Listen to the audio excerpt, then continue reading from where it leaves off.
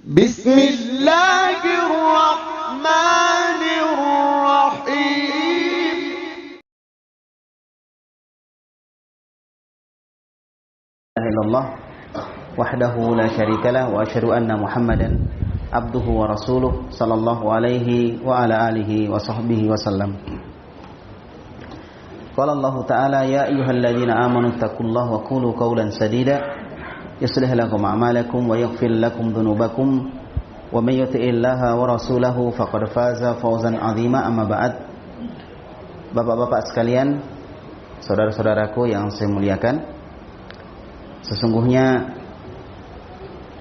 perkara yang sangat nikmat sekali yang Allah Subhanahu wa taala berikan kepada kita adalah ketika kita diingatkan dengan akhirat kita. Kehidupan yang bukan seperti kehidupan kita sekarang. Kehidupan di dunia itu sementara. Besok atau lusa kita pasti akan meninggalkannya. Namun sangat sayang sekali kalau kita sudah sengsara di dunia, kemudian harus kita lanjutkan kesengsaraan itu nanti di akhirat. Sangat rugi sekali. Dan lebih rugi lagi juga orang yang bahagia di dunia, nanti di akhirat dilanjutkan lagi atau diganti dengan kesengsaraan. Kalau orang biasa susah, nanti di akhirat susah kan sudah pernah susah sebelumnya kan, walaupun beda. Tapi orang yang tadinya bahagia tidak pernah susah, kemudian dia menghadapi kesulitan, maka ini jauh lebih berat lagi. Jadi kita kena dua-dua sebenarnya. Kita misalnya susah di dunia, lalu kita susah di akhirat, ini rugi. Tapi kalau kita bahagia di dunia, lalu kemudian kita sengsara di akhirat, itu lebih rugi lagi, lebih susah lagi. Sepakat semua? Sepakat ya? Insyaallah? Ya. Jadi di akhirat itu adalah kehidupan kita yang terakhir. Tidak ada kehidupan setelah itu. Ada yang pernah wafat di sini di lembaga? Banyak? Banyak ya. Mudah-mudahan Allah selamatkan kita semuanya. Amin. Jadi bapak-bapak, ibu-ibu, saudara-saudara sekalian, nggak ada ibu-ibu ya. Itu yang pertama kita syukuri. Allah Subhanahu wa taala berfirman, "Wa ma khalaqtul jinna wal insa illa liya'budun." Tidaklah aku menciptakan jin dan manusia kecuali agar mereka beribadah kepadaku. Itu tujuannya. Artinya, dalam kondisi apapun kita bisa kok ibadah. Di lembaga ini bisa nggak ibadah? Bisa, insyaallah. Ibadah itu banyak. Kata Syekhul Islam Ibnu Taimiyah di dalam kitabnya Al-Ubudiyah, kata beliau, al-ibadah ismun jami' li kulli ma yuhibbuhullah wa yarda minal aqwal wal af'al adh-dhahira wal batinah. Ibadah itu adalah segala sesuatu yang Allah cintai dan ridhoi. Semuanya, semua Allah suka, semua Allah ridhoi, itu ibadah. Baik dia perbuatan ataupun ucapan yang kelihatan atau yang tidak kelihatan. Sekarang saya tanya, siapa yang paling mulia di sisi Allah? Hah? Yang tidak pernah dipenjara? Hah? Atau yang dipenjara? Semua punya kesempatan untuk mulia di sisi Allah. Bisa tidak orang yang dipenjara lebih mulia daripada yang tidak dipenjara? Bisa? Sangat bisa. Sangat bisa. Kemuliaan di sisi Allah disebutkan di dalam Al-Quran, inna akramakum indallahi atqakum. Sesungguhnya orang yang paling mulia di sisi Allah di antara kalian adalah orang yang paling bertakwa. Yang paling bertakwa. Kalau bapak-bapak sekalian mungkin dulu pernah melakukan kesalahan, ya, atau merasa tidak bersalah tapi disalahkan gitu kan, ya, itu kan banyak macam-macam. Yang jelas sudah di dalam penjara, maka hendaklah seorang berusaha untuk bertakwa kepada Allah. Di luar itu banyak gangguannya, Pak. Jadi bapak-bapak ini diberikan oleh Allah Subhanahu wa taala sebuah kondisi, sebuah keadaan di mana bapak-bapak untuk jadi orang bertakwa lebih dominan, lebih besar kemungkinannya. Dan kalau misalnya kita dulu di luar, ketika di luar penjara, sama sekarang di dalam lembaga, mungkin Allah Subhanahu wa taala menginginkan kebaikan untuk kita. Di luar belum tentu kita sholat, ya kan? Sekarang ketika kita masuk di sebuah lembaga, kita dibimbing, kita dibina, kita dididik, kemudian kita juga dipahamkan dengan agama di masjid ini, maka bisa jadi kita lebih baik daripada sebelumnya. Dan insya Allah ada di antara kita yang sekarang ini kondisinya lebih baik daripada sebelumnya. Ada seperti itu?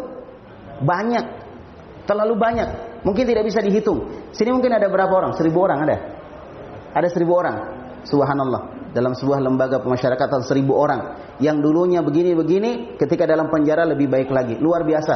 Ini yang saya katakan, boleh jadi bapak-bapak lebih bertakwa daripada saya. Boleh jadi bapak-bapak lebih dicintai oleh Allah daripada saya. Karena ketakwaan, kecintaan Allah tergantung daripada apa bapak-bapak sekalian? Ketakwaan kita kepada Allah Subhanahu wa ta'ala. Bapak-bapak bisa menangisi dosa. Saya belum tentu bisa menangis. Orang yang menangisi dosa, maka air matanya nanti bisa memadamkan api neraka. Luar biasa kan? Iya kan?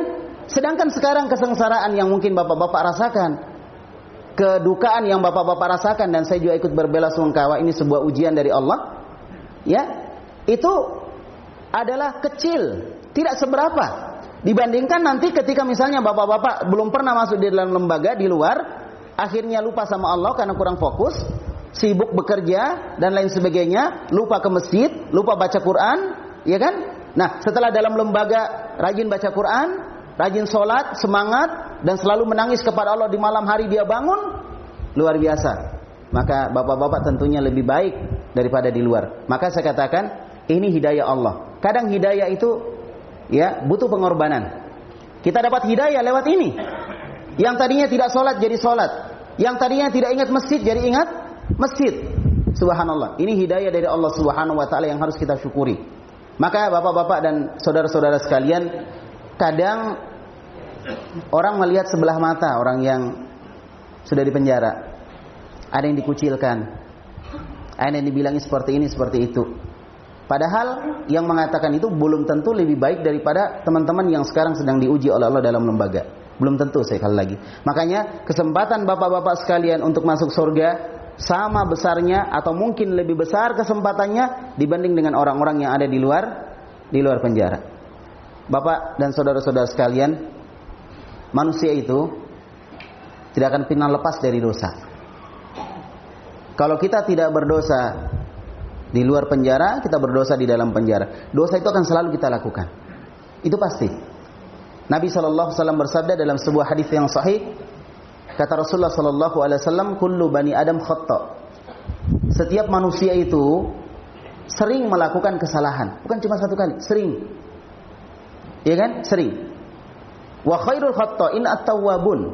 Dan sebaik-baik orang yang melakukan kesalahan adalah orang yang bertobat kepada Allah Subhanahu wa ta'ala. Pintu tobat masih terbuka luas. Ya. Saya yakin kesalahan bapak-bapak sekalian, mungkin masalahnya adalah masalah dosa besar yang tidak sampai mengeluarkan orang dari Islam. Tidak ada orang di penjara gara-gara melakukan kesyirikan misalnya. Di sini ya, mungkin dosanya dosa-dosa seperti mengambil uang orang lain, menzalimi orang lain, atau mungkin ini dan itu. Yang semua itu masih dibawa dosa kesyirikan. Dosa kesyirikan masih diampuni oleh Allah selama orang itu bertobat kepada Allah sebelum dia meninggal. Oleh karena itu bapak-bapak sekalian, jangan putus asa. Teruslah berjuang. Berjuang untuk memperbaiki diri. Berjuang supaya kita dicintai oleh Allah Subhanahu wa ta'ala. Maka tadi judul yang diberikan, masihkah aku dirindukan oleh surga? Sangat dirindukan oleh surga. Apalagi orang-orang yang benar-benar mau bertobat kepada Allah. Dia berjanji untuk tidak mengulangi perbuatannya lagi. Karena syarat taubat itu ada 4. Yang pertama, orang itu meninggalkan dosa yang dia lakukan sebelumnya. Dia tinggalkan. Dia tidak lakukan lagi. Itu satu. Dan bapak-bapak sudah lakukan itu. Untuk melakukan kesalahan di sini bisa kita masuk ke penjara khusus nanti ya. Bapak-bapak masih bisa sholat sama-sama dengan kita di sini, menunjukkan bapak-bapak sudah menunjukkan perilaku yang baik. Itu satu, sudah dilakukan. Yang kedua, menyesali dosa-dosa yang pernah dilakukan sebelum. Semuanya menyesal, dan itu terbukti ketika bapak-bapak setiap waktu sholat datang ke masjid. Ketika malam bangun untuk sholat malam. Mungkin ada yang rajin puasa sunnah. Mungkin ada yang rajin belajar Al-Quran dan mungkin menghafal Al-Quran. Ya, mungkin ada yang rajin untuk belajar dakwah, nanti ketika di luar dia bisa berdakwah dan lain sebagainya.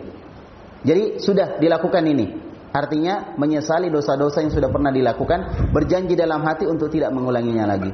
Nah, kemudian yang ketiga, orang itu benci untuk kembali kepada dosa yang dia lakukan seperti bencinya dia dimasukkan ke dalam neraka. Dia benci kembali kepada dosa yang pernah dia lakukan. Dia tidak suka dengan dosa yang sudah pernah dia lakukan. Kemudian yang keempat, kalau dia ada hubungannya dengan orang lain, maka dia kembalikan hak orang lain tersebut. Misalnya dia mengambil harta orang lain, dikembalikan harta orang lain. Dia pernah memukul orang lain, dia minta maaf kepada orang tersebut, dan lain sebagainya. Bapak-bapak dan saudara-saudara yang saya hormati dan saya muliakan, di zaman Bani Israel diceritakan oleh Nabi Muhammad SAW, ada orang yang pernah membunuh 99 nyawa. 99 orang Pak dibunuh. Dosa besar atau bukan? Dosa besar. 99 orang. Lalu dia ingin bertobat kepada Allah. Dia bertanya kepada seseorang yang ahli ibadah, apakah masih ada kesempatan saya untuk bertobat kepada Allah, untuk diampuni oleh Allah? Dia bilang tidak ada. Terlalu banyak yang kau bunuh. Satu dibunuh sudah dosa besar. Kamu 99, oh tidak ada tobat untuk kamu. Akhirnya tak kalah, dibunuh juga ini orang.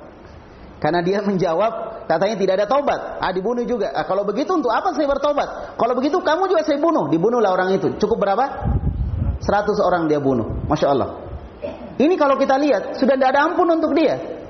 Tapi ternyata, dia tidak pernah putus asa. Dia datang kepada orang yang punya ilmu agama. Dia tanya kepada orang itu. Kemudian, orang yang punya ilmu agama ini mengatakan, masih ada kesempatan kamu bertobat. Tidak akan pernah tertutup pintu tobat di sisi Allah Subhanahu wa ta'ala. Pintu tobat tertutup dengan dua keadaan. Satu, nyawanya sudah sampai di tenggorokan. Walaupun dia bertobat, kalau nyawa sudah sampai di tenggorokan, tidak ada tobat bagi dia. Seperti Firaun. Firaun itu Pak bertobat kepada Allah, tapi nyawanya sudah sampai di mana? Di tenggorokan. Dia mengatakan, amantu bi Rabbi Musa wa Harun. Aku beriman kepada Tuhannya Musa dan Harun, tapi nyawanya sudah sampai di tenggorokan. Walaupun dia sudah masih bisa bicara, Allah tidak terima tobatnya. Yang kedua, ketika matahari sudah terbit dari barat. Matahari terbit dari timur kan? Kalau dia terbit dari barat, menunjukkan akan datangnya hari kiamat, sehingga orang sudah tidak diterima lagi tobatnya. Sekarang ini, kira-kira kalau kita bertobat, diterima atau tidak? Masih diterima. Bapak-bapak masih punya kesempatan besar sekali. Ya, kami di luar penjara banyak godaannya. Mau ibadah, berpikir mau bisnis. Banyak godaannya di luar. Bapak-bapak di sini Masya Allah terkondisikan untuk ibadah kepada Allah Subhanahu wa ta'ala. Kita misalnya dalam penjara, ruangan yang sempit. Sama rumahnya Nabi juga ruangannya sempit. Iya kan? Nah, kita bisa berzikir di situ. Bisa bakuran nggak masuk? Bisa nggak? Bisa ya? Nah, ngaji di dalam, pelan-pelan. Bisa sholat di dalam? Di ruangan sel itu bisa sholat? Bisa ya? Saya nggak pernah lihat soalnya ya. Nah, bisa. Jangan didoakan, mudah-mudahan lihat ya. Ya, jadi bisa. Banyak yang bisa kita lakukan. Baca buku. Coba, bapak-bapak ada yang sampai 50 tahun di penjara? Nggak ada. Yang paling lama berapa tahun? 20. Hah? Berapa tahun? Ada seumur hidup. Subhanallah. Ya udah. Tawakal kepada Allah. Jadi seumur hidup nggak bisa keluar lagi. Nggak bisa. Ada kemungkinan. Masih ada kemungkinan. Insyaallah berusaha, yakin, optimis ya. Ya, insyaallah. Bapak-bapak sekalian, merdeka itu, ini sekalian hubungan dengan merdeka. Bukan kita keluar dari penjara kemudian dikatakan kita merdeka. Merdeka itu ketika kita sudah bebas atau membebaskan diri kita dari cengkraman syaitan. Inna syaitana lakum aduwwum mubin. Sesungguhnya syaitan adalah musuh yang nyata bagi kalian. Ketika kita masih dicengkram oleh syaitan, maka kita masih dijajah. Apakah di dalam penjara atau di luar penjara? Itu penjajahan yang sebenarnya, dan ini penjara yang sebenarnya. penjara yang sebenarnya. Pahami baik-baik. Jadi kita bisa di dalam penjara, tapi perasaan kita merdeka. Perasaan kita bebas. Bisa itu bisa. Karena yang merasakan bebas ataupun merdeka adalah hati kita. Maka hati yang harus dibebaskan. Bapak-bapak bisa bahagia kok di dalam penjara. Yang penting hatinya dibahagiakan. Hatinya diperhatikan. Dengan apa? Dengan disiram, dipelihara, dirawat. Ibadah kepada Allah, membaca Al-Quran, berzikir, ya, menasihati kebaikan. Insya Allah, bapak bisa lebih bahagia daripada orang yang sekarang tidur di hotel-hotel yang mewah. Bisa insya Allah. Sekarang masalah hati saja. Semua orang punya hati. Dan hati kita, ketika kita masuk ke dalam sel, hati kita bawa. Nggak ada hatinya dititip. Saya titip hati dulu ya, saya masuk. Nggak ada. Hatinya pasti dibawa, masuk. Hati inilah yang kita olah, kita rawat baik-baik, kita pelihara baik-baik. Maka hati ini akan merasakan kebahagiaan, merdeka, dan bebas. Walaupun jasadnya belum bebas. Jasadnya belum bebas. Jadi dia di dalam sel, tapi perasaannya seakan-akan dia sudah bebas. Coba Pak praktekkan nanti. Jaga hati tak. Rajin ke sholat, rajin ke ibadah, mendekatkan diri kepada Allah Subhanahu wa taala. Coba lihat Maryam, seorang wanita solehah, putrinya Imran. Apa yang dia lakukan? Dia selalu ibadah di dalam mihrab. Mihrab itu ya begini, tempat ibadah. Ada tempat ibadah itu. Dia selalu ibadah. Tertutup enggak dia? Tertutup dalam mihrab kecil. Tapi dia bahagia. Allah selalu memberikan kebahagiaan kepada dia. Subhanallah. Ini. Jadi seperti tadi orang yang membunuh 100 nyawa, kita kembali ke kisah tadi. Dia mau taubat. Kemudian orang yang tahu agama tadi, ketika ditanya, dia mengatakan tidak ada yang menutup pintu taubat di sisi Allah Subhanahu wa taala. Maka kamu bertobat bisa dengan syarat kamu tinggalkan kampungmu yang buruk dan kamu pergi ke kampung yang baik, beribadah bersama dengan orang-orang yang ada di kampung itu. Karena dia benar-benar mau bertobat, dia tinggalkan kampungnya, dia pergi ke kampung orang, kampung yang penuh dengan ketaatan. Tapi sebelum sampai di sana, dia meninggal. Sudah ada amalannya? Sudah ada belum? Dia lagi dalam perjalanan, meninggal dia. Niatnya ada, usaha sudah ada, tapi dia belum melakukan apa-apa kecuali sekedar ingin untuk bertobat menuju ke tempat itu. Itu yang dia lakukan. Nah, akhirnya ketika dia meninggal, 2 malaikat datang bersamaan memperebutkan orang ini. 1, malaikat azab yang ingin mengadab dia karena dia melakukan dosa membunuh 99 orang atau bahkan 100 orang. Malaikat yang kedua, malaikat rahmat datang kepada dia juga ingin mengambilnya karena orang ini dalam usaha bertobat kepada Allah Subhanahu wa taala. Subhanallah. Lalu Allah Subhanahu wa taala mengutus seorang malaikat diwujudkan seperti wujud manusia untuk menjadi hakim. Datang ke situ, kemudian dia jadi hakim, jadi penentu. Dia bilang ukur kemana dia dekat. Kalau dia dekat ke kampung yang buruk, maka dia akan diambil oleh malaikat azab. Kalau dia dekat ke kampung yang baik, maka dia akan diambil oleh malaikat rahmat. Allah Subhanahu wa taala mendekatkan dia ke kampung yang baik. Dibantu sama Allah, dibantu ini. Padahal orang itu maksiat kepada Allah, tapi di akhir kehidupannya dia mau baik, gitu. Akhirnya Allah bantu dia. Sebagaimana janji Allah dalam Al-Qur'an, "Alladzina jahada fina lanahdiyanna subulana." Lanahdiyannahum subulana. Sesungguhnya orang-orang yang ingin bersungguh-sungguh menuju kepada kami, maka kami akan tunjukkan jalan-jalan untuk sampai kepada kami. Benar, didekatkan dia oleh Allah. Bumi itu dijadikan dekat, sehingga orang itu semakin dekat kepada apa? Kampung yang baik. Diukur, dekat ke situ, diambil oleh malaikat rahmat, dimasukkan ke surga. Ada bapak-bapak yang dosanya sampai seperti itu? Enggak kan? Tidak sampai seperti itu kan dosanya. Artinya kesempatan untuk masuk ke dalam surga besar. Sisa kita bagaimana memanfaatkan. Ingat bapak-bapak sekalian, jangan terlalu berharap bahwa saya nanti bebas. Kenapa? Kenapa? Karena kematian tidak ada yang tahu kapan kita meninggal. Artinya, jangan menunggu, nanti saya bebas baru saya bertobat. Nanti saya keluar dari penjara baru saya memperbaiki diri. Oh terlambat Pak. Sekarang ini, sekarang. Karena kita tidak tahu kapan kita meninggal. Disebutkan di dalam hadis Nabi SAW yang diriwayatkan oleh Imam Muslim, Rasulullah SAW bersabda, "Wallahi," kata Nabi, "demi Allah, la astaghfirullah wa atubu ilaihi fil yaumi aktsar min 70 marrah.